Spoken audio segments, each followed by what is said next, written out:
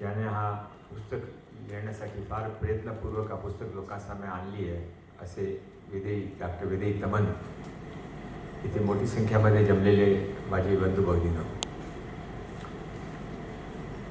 जब आप विज्ञानंद जी को सुनेंगे तब आपको समझ में आएगा कि आपका ये आना कितना सार्थक हुआ।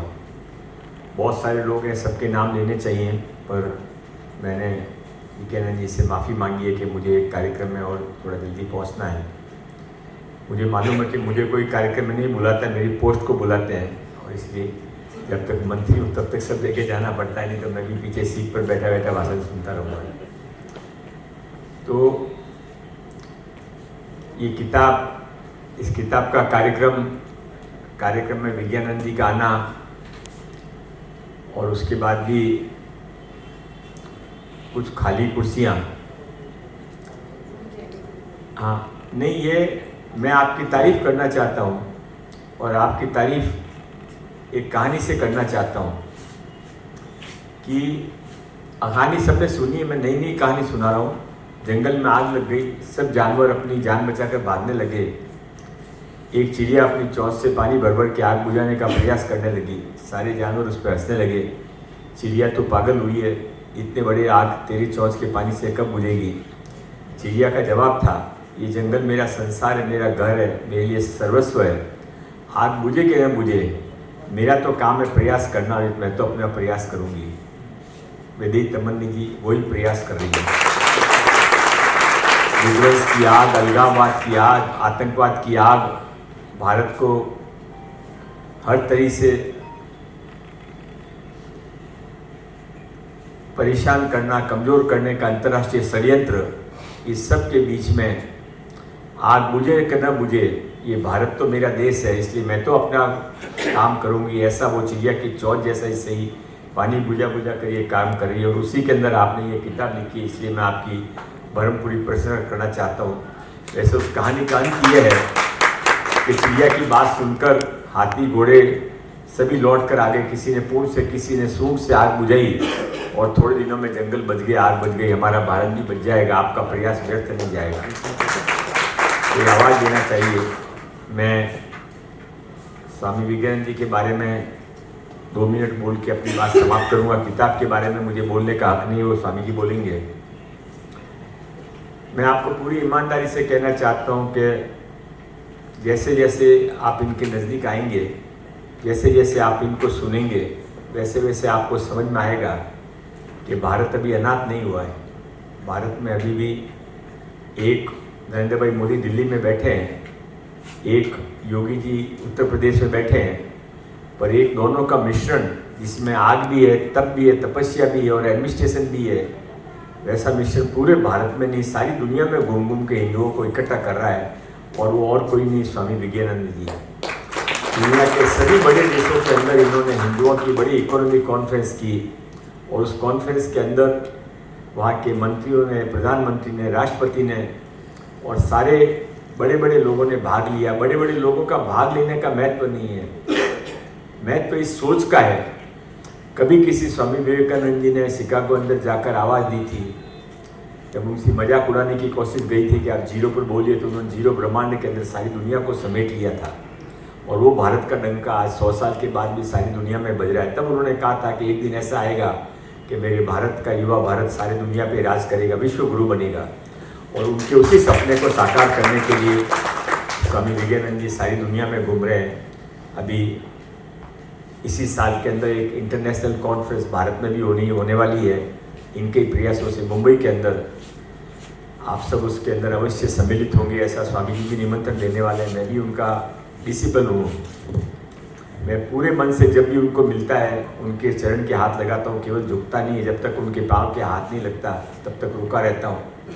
इतना उनके प्रति मन में श्रद्धा है। सावरकर जी का जो पुस्तक विमोचन हुआ आपके कदमों द्वारा, कैबिनेट मिनिस्टर साहब आए, क्या कहना चाहेंगे? मेरा कहना चाहता है कि सावरकर जी के जो विचार, जो सावरकर जी ने आज के लगभग 75, 100, 110 साल पहले जो बोला, आज हमारे लिए बहुत ही रिलेवेंट है, बहुत ही इम्पॉर्टेंट है। आज के जनरेशन को सावरकर जी को आज के लिए कंटेम्प्रेरी इंडस्ट्रियलाइजेशन की बात की उन्होंने, आज उसकी ज़रूरत है, उसके बिना देश आगे नहीं बढ़ेगा। इसलिए आज के जनरेशन को पता लगना चाहिए। और मैं वैदेही जी को धन्यवाद देता हूँ कि उन्होंने आज उस पुस्तक को सर्वसुलभ करने के लिए, क्या कई लोगों ने बड़े बड़े पुस्तक लिख दिए, अब हजार पेज की पुस्तक तो सब पढ़ने वाले नहीं, एकेडमिशियन पढ़ेंगे, बहुत अच्छा है, उसकी भी जरूरत। सर्वसुलभ जो ना सिंपल लोगों के लिए उन्होंने तैयार कर दिया, तो ये पढ़ेंगे तो ये लोगों को प्रेरणा मिलेगा, ये आवश्यक है।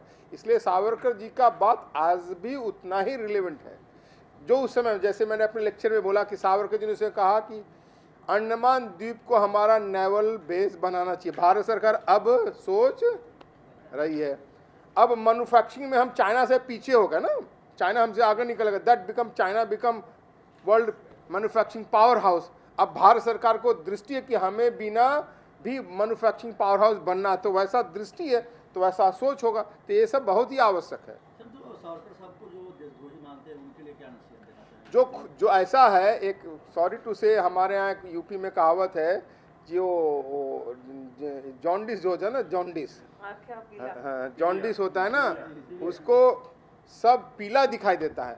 जो खुद देशद्रोही हैं वो सावरकर जी को देशद्रोही कर रहे हैं। आप समझ रहे हैं ना, सावरकर जी को देशद्रोही करने वाला खुद ही देशद्रोही है। क्यों? ये आपको बहुत क्लियर होना चाहिए।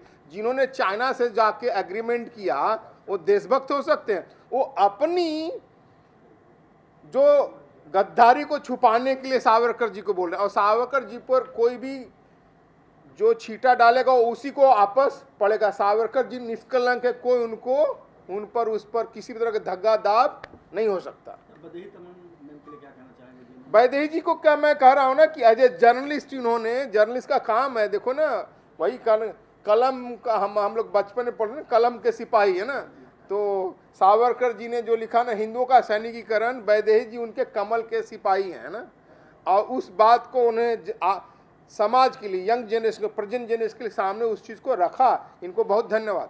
लास्टली सर, कंट्री के लिए क्या मैसेज देना चाहेंगे? वही मैं बोल कर रहा हूँ कि आज भी कंट्री के लिए मैसेज हो, आज भी हर समय हमें रिलेवेंट है। सावरकर जी की बात है कि राजनीति का हिंदूकरण कंटिन्यू होना चाहिए। अभी 50% हुआ, ये कम से कम 80-85% होना चाहिए, है ना। दूसरा है हिंदुओं का सैनिकीकरण करो, है ना। जब तक अमेरिका जाके देख लो, वहाँ पर कोई जो है ना, ये सब आर्म्स एक्ट वगैरह नहीं लगा हुआ है। मैं आपके साथ बता रहा हूँ, लोग चिढ़ेंगे मेरे साथ बात को लेकर के। भगत सिंह ने लिखा है, आर्म्स एक्ट अंग्रेजों ने हमें कायर बनाने के लिखा था। पहले तो हमारे हथियार रखते थे, सब लोग करते थे। अंग्रेजों ने 1871 में सबसे पहले अंग्रेजों ने लॉ बनाया, एक्ट बनाया, उसका नाम 1861 का सोसाइटी ऑफ रजिस्ट्रार एक्ट। उसके बाद 1871 में आर्म्स एक्ट लगाया कि हिंदुओं को निशस्त्र कर दो, दो जनरेशन में डरपोक पैदा होंगे। पहले हमारे लोग लड़ जाते थे, वही परिणाम है। आज भी जो भी सरकारें थी, आज भी उसको कंटिन्यू कर रहा। मैं आज बोल रहा हूँ, आप लिखना कि भारत को अगर मजबूत करना है तो आर्म्स एक्ट हटा देना चाहिए, क्योंकि बदमाश लोग तो आर्म्स रखते हैं, उनको कोई नियम कानून का डर नहीं है। ये अच्छे लोग जो है ना, वो नियम कानून के पालन के चक्कर में वो धमका रहे हैं ना उनको, इसलिए ये नियम हटा देना चाहिए। ये सावरकर जी का है, भगत सिंह का एम्बिशन है कि भारत से आर्म्स एक्ट हटा दो। ये हमारा रिक्वेस्ट है। तीसरा है कि भारत को समृद्ध मजबूत करने के लिए हमें देश का औद्योगिकीकरण करना होगा, किसानों को सशक्त करना होगा, मजबूत करना होगा, क्योंकि तभी मजबूत होगा। नहीं तो हमारी स्थिति क्या, आज चल रहा है ना सोशल मीडिया में, पाकिस्तान का प्रधानमंत्री कह रहे, मैं और मेरा फील्ड मार्शल हम डब्बा लेके सब जगह मांगने को, वहाँ सर हमारा झुक जाता था। वैसा हमें झुकने नहीं देना है, तभी होगा जब हमें अपने अर्थशास्त्र को मजबूत करेंगे। यही उद्देश्य है। नमस्ते। बहुत बहुत बधाई।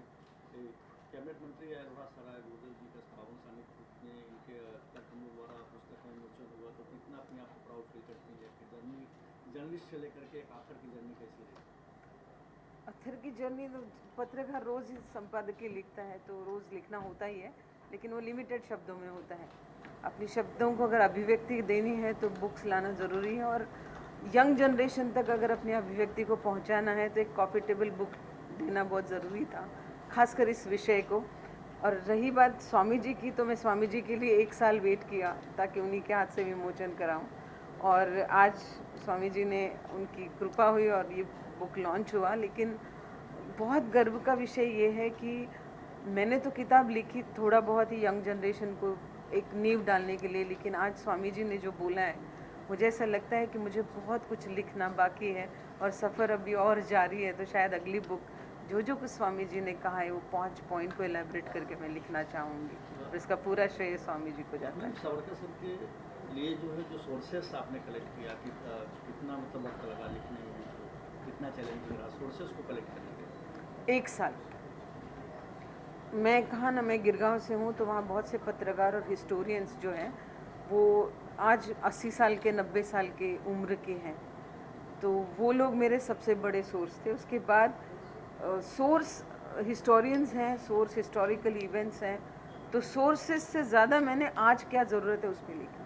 आपने जहाँ पे काला पानी की सजा देखी आप वहाँ भी आपने विजिट किया? मैं विज़िट किया वहाँ पे। हम लोग अंडमान में कम से कम 21-22 दिन रहे हैं और वहाँ के बहुत पुराने लोगों से भी बातें की। अगली बुक जो है कौन से क्रांतिकारी पे आप लिखेंगे? आगे आने वाले समय में आपकी सफ़र की शुरुआत हो गई है। मैंने अभी कहा था कि सावरकर जी को मैंने कम्प्लीटली लिखा नहीं, ये मुझे इसका अनुभव अभी हुआ और अगली बार जो बहुत वैलिड टॉपिक आज स्वामी जी ने चर्चा की उसके ऊपर ही लिखूंगी। सर आप जो आश्रम चलाते हैं जो निराश्रित बच्चों के लिए, असहाय बच्चों के लिए, उसके बारे में कुछ बताना चाहेंगे कि किस तरह के बच्चे वहाँ पे आते हैं और आगे का आपका क्या ड्रीम प्रोजेक्ट है? सोशल ये एक सेवा है। जहाँ मैं जिस एरिया में रहती हूँ वहाँ पे आदिवासी लोग ज़्यादा और कन्वर्जन्स बहुत होते हैं, लाइक एक कपड़ा और रोटी के लिए भी कन्वर्ट होते हैं लोग, तो हमने वहाँ मंदिर बनाया है और सबसे पहले तो हमने सबके लिए भोजन एक प्लान बनाया है कि कोई भी बच्चा या बुज़ुर्ग वहाँ पे भूखा नहीं रहेगा ताकि अपना धर्म छोड़ के न भागे। और उसके बाद उन लोगों को फिर धीरे धीरे उसके अस्तित्व के बारे में जानकारी, पढ़ाई, उसका सार्वजनिक सर्वांगीण विकास कैसे हो, इस चीज़ पे हम ध्यान दे रहे हैं। और ये बच्चे हर तबके के हैं, कोई गरीब माँ बाप के बच्चे हैं, कोई जिनके माँ बाप भिक्षा मांगते हैं रास्ते पे, कोई अनाथ है, तो वहाँ आ जाते हैं बच्चे। ऐसे कोई क्राइटेरिया नहीं रखा है, लेकिन जो आते हैं उनके लिए घर है वहाँ पे, और जो खाना चाहते हैं उसके लिए भोजन है और जो पढ़ना चाहता है उसके लिए पढ़ाई है। Thank you. Thank you.